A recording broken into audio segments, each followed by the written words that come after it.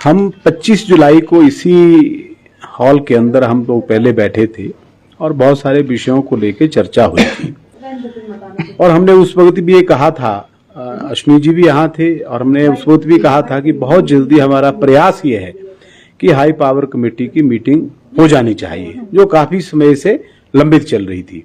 तो हमने माननीय मुख्यमंत्री जी से और माननीय मुख्य सचिव जी से निवेदन किया और हम धन्यवाद करते हैं उनका कि उन्होंने इस हमारे निवेदन को सुना और इतनी जल्दी आज हम 25 तारीख के बाद 8 तारीख है, आज 8 तारीख को आज हम सभी लोग यहाँ पर बैठे, सारी हाई पावर कमेटी भी बैठी और यहाँ पे सारे विषयों के ऊपर खुल करके चर्चा हुई है। एनपीएसए के जो हमारे अध्यक्ष हैं प्रवीण जी और इनके महामंत्री भरत शर्मा जी, इन्होंने जो अपना मॉडल है वो सरकार के सामने रखा है। सरकार ने भी जो कुछ अभी तक की गतिविधि, जो कुछ अभी तक की इसके ऊपर डेवलपमेंट हुई है, उनके ऊपर चर्चा की है और ये तय हुआ है कि बहुत जल्दी दोबारा एक बैठक जो है वो इसी हाई पावर कमेटी के साथ होगी। उससे पहले कुछ अधिकारियों की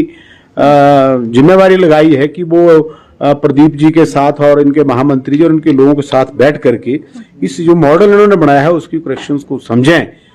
तो इसके आगे बढ़ा। राजनीतिक लोग हैं, उनका काम तो राजनीति करना है, उनकी दुकानदारी तभी चलेगी जब राजनीति होगी। लेकिन मेरा जहां तक ताल्लुक है, मैं कर्मचारी राजनीति से चल के आया हूं। अश्विनी जी कर्मचारियों का प्रतिनिधित्व करते हैं, ये हमारे छोटे भाई हैं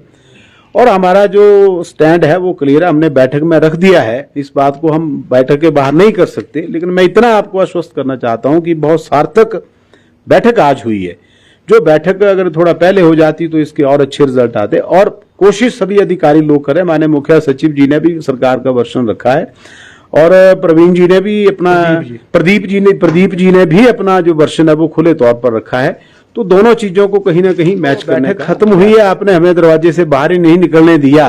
जब दरवाजे से बाहर जाएंगे तब जाके अधिकारियों से और माननीय मुख्यमंत्री से बात करेंगे कि अगली बैठक जो है, जब तक ये लोग अपना मॉडल जो है वो तैयार करते हैं। कुछ अधिकारियों की यहाँ पर आज मुख्य सचिव जी ने नियुक्ति की है कि इन लोगों के साथ बैठ करके इस मॉडल को स्टडी करें, इसकी रेक्टिफिकेशन करें। जो भी है वो बातें यहाँ पे हुई हैं, लेकिन लगता है कि जब अच्छे संवाद से आगे बढ़े, ऐसा कहते हैं। मेरा उनके ऊपर कोई दोषारोपण नहीं है, उनकी व्यक्तिगत राय हो सकती है। जो कर्मचारी राजनीति से जुड़ा हुआ व्यक्ति होगा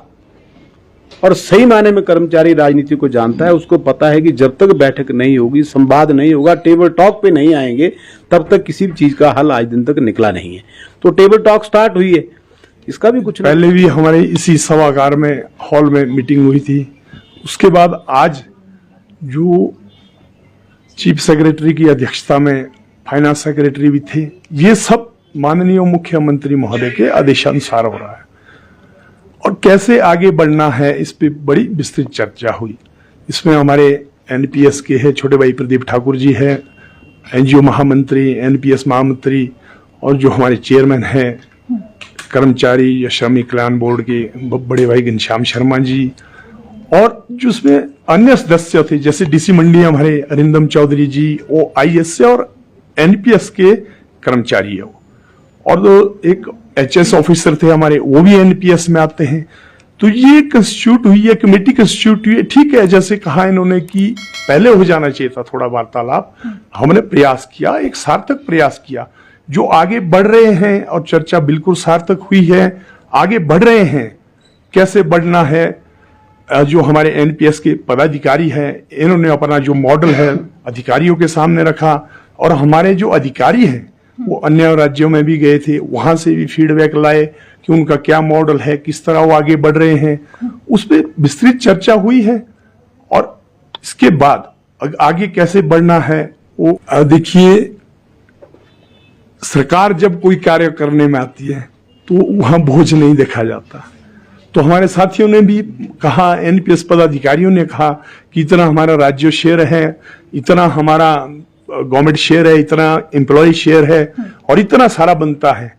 पर वो किस लेवल पे पैसा है, कहां से वापिस आएगा, इसी पे चर्चा हुई है। सरकार के लिए बोझ तो हमने समझते कि बड़ी बात है। देखिए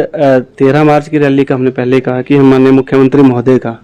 पेंशन बहाली पे धन्यवाद करना चाहते हैं और जिस तरह से आज की बैठक यहाँ एक अच्छी बैठक हुई और जो भी हमसे सुझाव लिए गए और जो हम दे सकते थे, जो रिप्रेजेंटेशन हम दे सकते थे वो हमने दिया है और कुछ और चीज़ें जरूरी है वो भी हम 1-2 दिन में सबमिट कर देंगे और उम्मीद कर रहे हैं कि माननीय मुख्यमंत्री महोदय इस बहुत बड़े फैसले के ऊपर निर्णय लेंगे, क्योंकि आज अगर बैठक हुई है और यहाँ देख रहे हैं आप कर्मचारी कल्याण बोर्ड के आदरणीय उपाध्यक्ष जी हैं जो कर्मचारियों की मांगों के लिए लगातार उनको सरकार तक पहुंचाने की कोशिश कर रहे हैं। आदरणीय भाई अश्विनी जी और राजेश भाई जी हैं, इन्होंने लगातार कर्मचारियों की बातों को उठाया है और उम्मीद करता हूं कि इनका भी सहयोग इसमें जरूर रहेगा। लेकिन जहां तक एनपीएससी की बात है, हम सिर्फ एक मुद्दे पुरानी पेंशन बहाली पे लगातार जो है वो प्रयास कर रहे हैं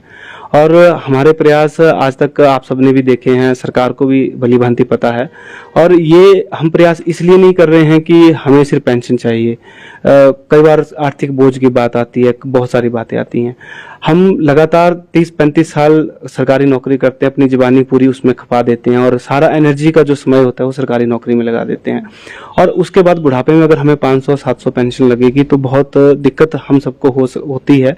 और ये लड़ाई सिर्फ इसलिए नहीं कि सिर्फ हमें व्यक्तिगत रूप से सिर्फ हमें वो दिक्कतें आएंगी, इसमें बहुत सारे लोग हैं जो फिर बुढ़ापे में कुछ कमा नहीं सकते और साथ ही साथ आने वाली जो पीढ़ियां हैं उनके लिए भी अगर हम इस तरह का प्रावधान अभी से ये अगर जो अभी, क्योंकि बहुत ज्यादा समय नहीं हुआ है एनपीएस को इस प्रदेश और देश में, क्योंकि इसकी जो खामियां हैं वो 12 और 13 के बाद 2012 और 13 के बाद आना शुरू हुई है। रिटायरमेंट्स भी उसके बाद ही मैक्सिमम होना शुरू हुई है। तो अभी समय है और मुझे लगता है कि माननीय मुख्यमंत्री महोदय इस विषय में जरूर निर्णय लेंगे और 13 अगस्त को जब हम शिमला आएंगे तो हम देखिए, मेरे पास छत्तीसगढ़ की अधिसूचना है, राजस्थान की अधिसूचना है और जहां जो 2 प्रदेशों में फाइनल अधिसूचनाएं हो चुकी है पुरानी पेंशन बहाली की। अधिसूचना आदरणीय मुख्यमंत्री राजस्थान श्री अशोक गहलोत जी से मिले हैं, आदरणीय मुख्यमंत्री छत्तीसगढ़ श्री भूपेश बघेल जी से मिले हैं। उन्होंने, जब हमने उनसे बात की तो उन्होंने बिल्कुल स्पष्ट रूप से कहा कि वहां पे आर्थिक स्थिति का इस तरह की कोई दिक्कत नहीं है। हाँ, एक बात जरूर है कि पीएफआरडीए में हमारा कुछ पैसा है स्टेट गवर्नमेंट का, मतलब राजस्थान और छत्तीसगढ़ का, उसमें वो शायद नहीं अभी मिल पा रहा, लेकिन उसके लिए भी क्या किस तरह से वो मिलेगा उस पर जरूर चर्चा हो रही है उनके लेवल पे। लेकिन वहां पर पेंशन पूरी तरह से बहाल हुई है और ये व्यक्तिगत रूप से जो है हम उनसे मिले हैं हमने, क्योंकि लगातार हमारे ऊपर भी बहुत सारा प्रेशर था, कर्मचारियों का प्रेशर था और सरकार के समक्ष भी हमने एक मॉडल दिखाना था कैसे पेंशन बहाल हो सकती है और क्यों पेंशन बहाल होनी चाहिए। तो ये सारी बातें आज भी हमने कमेटी के माध्यम से जो है रखी है माननीय मुख्यमंत्री महोदय से। जब भी हम मिले हैं तब भी हमने रखी है और मंडी में ही मुझे एक वाक्य याद है, मंडी में हम माननीय मुख्यमंत्री महोदय से मिले थे तो उन्होंने कहा था कि कहीं भी अगर पेंशन बहाल होती है, किसी भी राज्य में पेंशन बहाल होती है तो हिमाचल प्रदेश में भी जो है हम पेंशन बहाल करेंगे। अच्छा, तो अब आप इंतजार कर रहे हैं कि 13 अगस्त को कोई अनाउंसमेंट मुख्यमंत्री की ओर से की जाएगी। फिलहाल यहाँ पर अगर कोई और विकल्प आपको दिया जाता है, क्या अपनाएंगे उसे? देखिए, हम शुरू से जब से संगठन 2 अक्टूबर 2015 से बना है, हम सिर्फ पुरानी पेंशन बहाली चाहते हैं और आज भी हम पुरानी पेंशन बहाली चाहते हैं और कल भी पुरानी पेंशन बहाली ही चाहेंगे। जब इस तरह के सार्थक कदम सरकार के द्वारा उठाए जा रहे हैं तो जरूर 13 अगस्त को भी एक शुभ समाचार प्रदेश के कर्मचारियों को मुख्यमंत्री महोदय जरूर देंगे।